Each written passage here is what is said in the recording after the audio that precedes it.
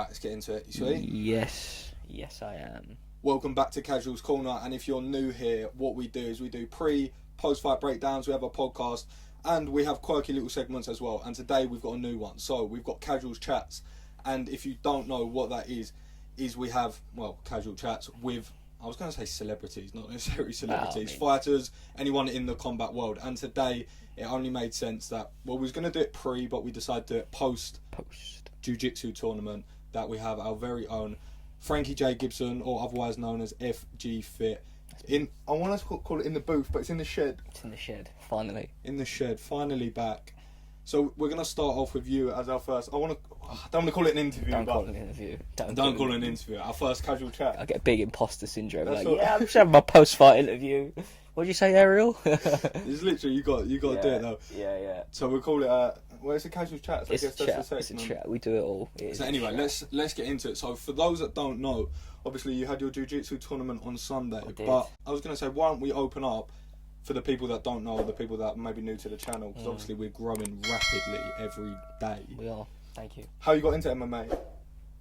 Good question. What was it that sparked it, or was it a specific thing? Can you remember an event? So for me, my mate George, if you're listening, he took me to my first jiu-jitsu class in the gi. I've always been getting in trouble for fighting and shit. I knew enough to know that I was shit. I've watched enough Joe Rogan to know that I'd be shit at jiu-jitsu. But I went with him, and he's probably 64 kilograms dripping wet. No offence, George, but you're not the most athletic person I've ever laid my eyes on. But he was a blue belt, a good blue belt as well, super technical. And he took me in the gi, and I just remember getting fucked up on repeat. I'm like, what are you doing to me? Had you ever watched Jiu-Jitsu up to that point? Yeah, but I thought, I'll be alright. I'm relatively athletic. I've played rugby the majority of my life. I'll be able to tussle and stuff. I always used to love a little rumble and shit. But wrestle. Yeah, it's just different. I mean, I was getting choked. I was getting choked with the gi. I was on bottom. I was never on top. I couldn't move. It was just everything you didn't want to happen, basically, all in one time. And sometimes it's not make or break, because it's a bit dramatic. But some people either go, "Oh, fuck that! I'm getting destroyed here," but my mindset was, I want that. Yeah. I want to be able to do that to someone that doesn't know it. I think you're 100% right. There's half people, exactly what you said, they're like, no, don't get that. Yeah. Didn't enjoy that. And then you get the other half of people that just from the get-go, from day one, are that was cool. Yeah, what are you doing to me?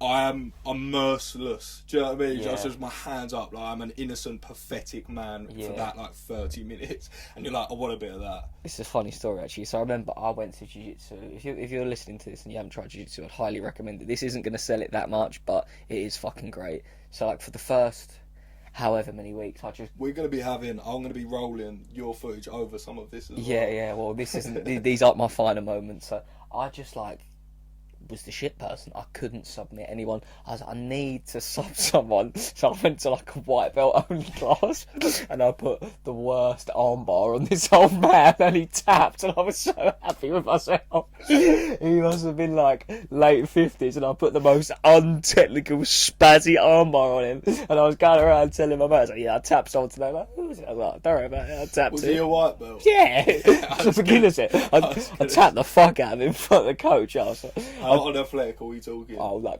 pretty bad. Yeah. Big? No, smaller than me. No attributes. No attributes. No redeemable attributes. Yeah, I was from bottom. I was beat a merciless. Yeah, he tapped though. Inexperienced. Yeah. It was actually so bad. He was he looked up at the coach to stop, and he was like, "Oh no, carry on. You're in an armbar." And I sort of just armbarred him, and he tapped. I was like, "Nice." You could have cracked that. Yeah, I would have broke the shit out of that. Deep in the shoulder. I would have earned my stripes, quite literally. So obviously, coming into it, we had COVID, didn't we? We did have COVID. There was no competition for that period, and I know that you spoke a couple of times about a couple of kickboxing tournaments. I know you said, but I don't remember anything about jiu-jitsu. How long did you know that you had for the comp? Comp? Yeah. How long did you know you had? And what should sort of take us through your preparation for? Oh wow. Probably quite a while, to be fair. Maybe I knew I wanted to do a competition, so maybe I knew a few months ahead of time. But I was just striking quite a lot, and then I sort of started getting back into the jiu-jitsu, and just caught the bug for it. Literally, I was like loving it, like getting privates like twice a week, like doing 2s a day, just fucking loving it, living for it. Mainly no gi, to be fair. So quite a while. So like I was like super prepared for it, but you didn't necessarily have a date, but you knew that. I knew I was going to do it in September. Oh, right. I knew it, and I was buzzing for it. I was very, very excited for it. So I was getting it in, doing a lot of conditioning stuff. So yeah, I was more than prepared. So we'll probably get onto a result. No excuses why. I was going to say, just before we get onto it, looking back, would you do anything differently? If you want to call it a camp. Not in terms of preparation. No. No. Wouldn't do anything differently. I felt great. I maybe would have gone to the weight class below. Which was? Because so I competed at under 76. Yeah. And then the other weight class below was under 73s. And like none of my guys from my team were in that bracket. And all the lighter guys had smaller brackets. Because like under 76 is such a like... That's like an average man's weight. Correct me if I'm wrong though. Does it work is it quite similar when you're actually competing? I don't mean like necessarily at the top. Is it quite similar in terms of the lighter those guys get, the more the bigger the gas tanks are? I mean, like between 2 kilograms, not massively, but I was under 76 and I weighed 74.5 on the day, hydrated, eating breakfast. So like not too much. It wouldn't have even been for the body type. It would have just been for a smaller bracket, so I would have to had less matches because there was so like some guys would have 6 guys in their brackets. I think we had like 12 to 15, so we had like 2 separate brackets. So we had bracket A and bracket B, and then the winners would fight each other for the gold. Whereas a few of my mates won gold, and they only done 3 matches. I was gonna say, one of my mates got gold after 2. Shout out Louis, finished both guys though, so shout out to you. A nice heel hook that annoyingly didn't get on camera. I got it. Got it, did well, it was funny actually because like one of their guys who he tapped out was recording it. Right, okay. Yeah. And I was like, can you send me that? Because none of us were recording, and I made him airdrop it to me. He looked quite happy about it. To be fair, didn't he? It was just one of the days. But anyway, we might as well get into it while we're here. For those that don't know, you ended up having 2 matches, and like I said, we probably will play some of the footage actually from the first one, please. Yeah, I was going to say, so you obviously had 2, and for those that don't know, you won the first, dominated, won and lost the second. Sorry. Yeah. But obviously, there's videos of it, and they'll be obviously watching the videos now, or there'll be separate videos of it. But it's always different. It's always interesting to get a perspective of someone that was in it, because when you're actually in the sport, whatever it is, it never feels how it looks to other people. Do you know what I mean? And people go, "Oh, that happened," or "This happened." You're like, "Oh, did it?" Or like, it's hard. Yeah, it's sort of a blur. Yeah, it's hard to recall. So take us through it, basically. Yeah. So the first match, I was like a bat out of hell. I literally just did not stop. I didn't rest. I was like 15 points up at one point with like however long to go, and I could have. For those that don't know, you score points if you pass the guard, side control, if you mount them, if you're on their back. These are all point scoring things, and obviously if you submit them, the match is over. So I put like 15 points on this guy, and it got to a point where like he would have to submit me to win the match. So I should have just chilled out, took the points, got my competition mindset on. But no, I wanted to dominate, so I carried on attempting to smash and actually submitted him with 2 seconds to go, which I was very happy with. He weren't happy about it. No. He was not happy about it. He had a cheeky look in his eye when he got up, and he just sort of was like... Yeah, it was weird. And it was we shared a weird moment, people in the crowd around us, because we sort of looked at each other with a bit of a look. Like the fella's 18 points down. Yeah. He tapped. Yeah. Yeah. It was a bit of a pity party on the side, I'm not going to lie. Yeah, and like... And I'm there. He turns round, he gets up, the first person he sees is me. Yeah. And I've got a tripod. Yeah, trust, I've got the like angles, that. yeah. Like with a camera staring straight at it. Yeah. And he's like, no, don't know what happened. Yeah, like, yeah. Yeah, I mean, like, Yeah, he's definitely not watching, but no, like, bad feelings towards him. It's just competition, you know. But, yeah, I was happy with the performance, to be fair. Hit some nice takedowns that I've been working on and stuff, so I'm happy with that. But I could have just consolidated the positions more and relaxed. Should have relaxed a little bit more. Should have just scored the points, collect. Submissions there, get it. But yeah, moving on to the second match. So I didn't realise this, right, because the guy who was meant to be fighting after me didn't turn up. Oh, so yours got pushed up. Yeah, they got hit. The match was not happening, so he got a straight bye. So then how it works is they call your name out again. I'm on the sidelines, like blowing out my arse. I'm like, fuck, why is that so hard? And they call my name again. I'm like, oh, that can't be right. It weren't long, was it? I said, that can't be right. Come again? Yeah. You've got the wrong guy. And so I was like, fuck, well, I've got to make the walk. I can't be like, nah, I can't bottle it. Otherwise, he wins. So I went out there, very, very tired. No excuses. I was fit as fuck going into this, but the adrenaline, the whole deal. And annoying. Like, stalled a lot on the feet. Didn't really want to wrestle. Didn't want to engage in the wrestling, which is not a problem. But I just think if you don't want to wrestle, pull guard. It was an interesting one, and I think in hindsight now, it's at the end of the tournament. I didn't think at the time, but it looked as if he just sort of didn't engage in anything, preserved his gas tank, literally did nothing. Yeah, until the end. Yeah, proactive. Yeah, and then 2 minutes to go, and then bang. Yeah. So I don't think he was necessarily. I'm not just saying it because you're here, but I don't think he was as skilled. Yeah, I think he just played the game plan a little bit. Yeah, better. no, unfair play. I mean? Like, he won the decision. I didn't get finished. No way was I tapping to that motherfucker. I was thinking towards the end, I was like 2 minutes. I was like, nah, I can't see what situation you're going to get. No, and no excuses. I hate saying and this. Like, I was fucked. He beat me fair and square. He won the decision. There was a point I had like a body lock on him with my elbows clamped in, and the referee set us because he was going too far over the mat, and then he swam his arm inside, and I was like, his hand weren't there, and the ref was like, no, he was. He got a little cheeky under. And then the ref was like, and your hands weren't connected. I was like, they were. So then he attempted the Kimura because he had. So you had no. Yeah. Is that what happened? Yeah. Okay, because I was thinking the only thing that at one point I didn't know if it was in or not was the Kimura, and I was thinking, how did he get that? Right. Okay. Yeah. So he had a body lock, and he just. Yeah. He put his hand over and threw it, and then he changed it to a straight armbar.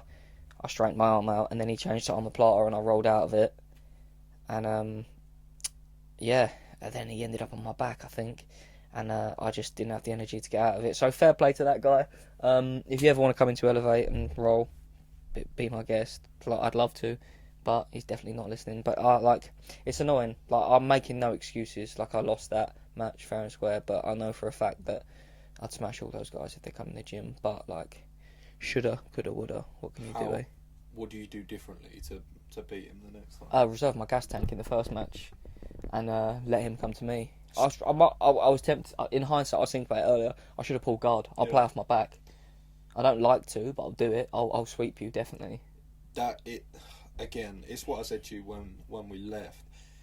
It is just a life experience sort of thing, 100%. And that's why those amateur sort of tournaments are so good, whether it's jiu-jitsu or martial arts, because you can get all this experience now. Imagine if you're just thrown into the deep end of professionalism, and this is what happens at amateurs. You do have 2 matches back to back, like 2 minutes rest, 3 minutes rest. Do you know what I mean?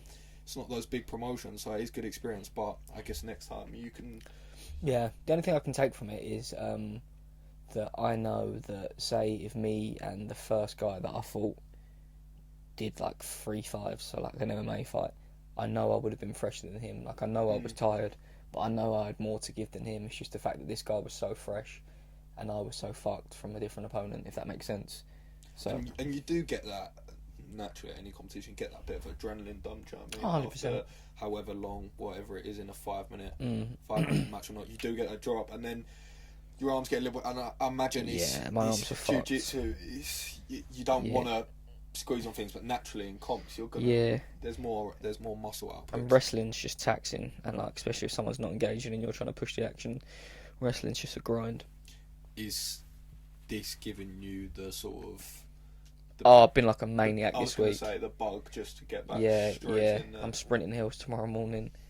Sand dunes. Yeah. Fijians. Rocky Balboa shit. Just Yeah. in Chigwell. Yeah. Richmond actually, but slightly posher. But yeah, I'm on it. Like, I fucking yesterday I did like, I don't even know, 4 hours intense pads, conditioning in the morning. Like, I've been like fucking.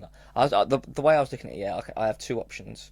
I can either sit at home and be like, oh, I lost, that's shit, which it is shit. It's like, it's eating away at me a bit, I can't even lie. And it's not even that deep, it's just a shit jiu-jitsu comp. Like, it's not even anything major, but to me it is. Like, it is eating away, so I've been on it the last few days. So yeah, I can either sit in bed and moan or go and train and get better. It goes 2 ways though, doesn't it? That's the attitude. Losses, I feel like you could apply this to any sport, but I feel like in mixed martial arts, I see it more. Yeah. Loss really makes or breaks some people. Yeah. Some people lose at the very earliest part of their career. Take someone like Kimura Usman is a good example, and then tastes of that loss are just like, no, not again. And not to say that they always go undefeated, but more or less sometimes those people go on to like good things. Do you know what I mean? You know what as well, like you see that all the time, right? You're like, I learned so much from that loss. You think it's just you think it's just cliche, like fucking, you know what I mean? Like, I'm in the best shape ever. Yeah. This was the best camp ever. Man. I think it's something like that. And then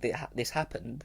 I'm sort of like, oh fuck, like, I'm doing that. I'm on that. That's happening to me. So it is a good thing because like it's just like there's nothing bad is ever going to come from going out there and trying. You know, you're either going to win or you're not. Someone's got to win. Someone's got to lose.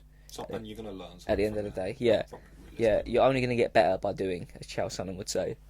Uncle. That's uncle to us. Uncle to you. So yeah, I'm in a good spot though. I am. So that pretty much wraps us up with this one for our first casual chats. First of many. So you are our first guest. Not an interview though. Not an interview. Not an interview. Casual chats. That's what it is. Casual chats. That's all it is. With our first combat athlete, Jiu-Jitsu competitor, Frankie J. Gibson. Looking forward to see who we can get in here next time. Yes. Maybe over scrap. Maybe me again. Yeah. We'll just keep churning you out until we get any He's more. back again. He's lost again. Yeah, this one's different. This one's different. I learned loads. Yeah. Anyway, you've been a dream. Take care of yourselves. Casuals Corner. Peace. Peace.